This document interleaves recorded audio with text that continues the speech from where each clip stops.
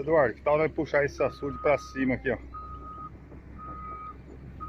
Assim tá mais seco, então vai estar melhor de mexer, ó.